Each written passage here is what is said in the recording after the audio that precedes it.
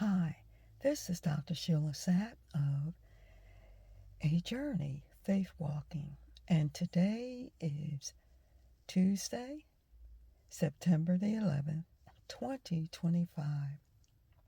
And as you know, I've been sharing the steps and what I've been doing on my restoration journey. And I read a devotional this morning, and it was talking about David and Goliath and David's faith. And really, this story is probably one of my favorites in the Bible. And it just points out how strong David's faith was and how strong our faith should be. Now, as a former principal, I remember many times having to settle arguments, especially when someone said something about somebody's mother. Oh my goodness. And I remember always saying, do they know your mother? Have they ever met your mother? Why are you getting so angry?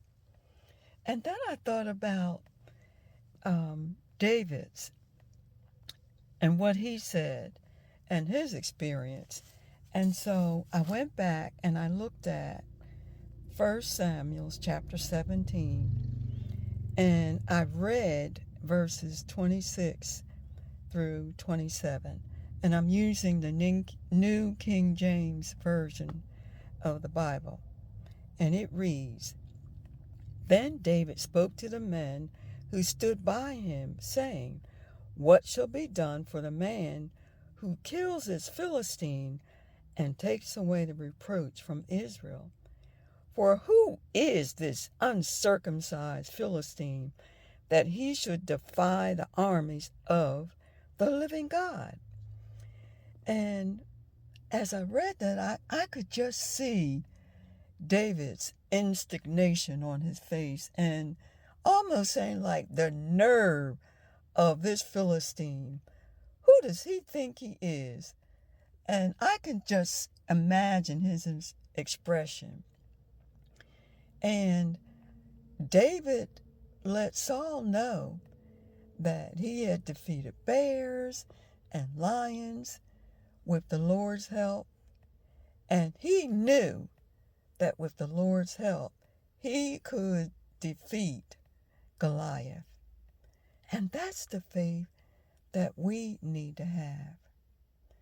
And as you know, even though David was anointed to be king as a teenager, it was many years before he actually became king in his role, because, as we know, he was haunted by Saul, who was very jealous of him and tried to kill him.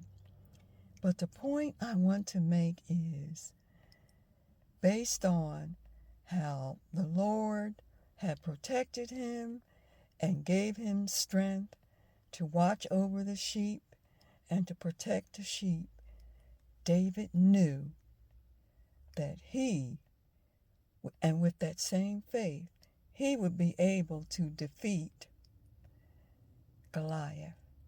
And that's what we need. And that's what I need. And so I'm spending some time looking back over challenges, troubles, and tribulations and trials that I face, that God brought me through.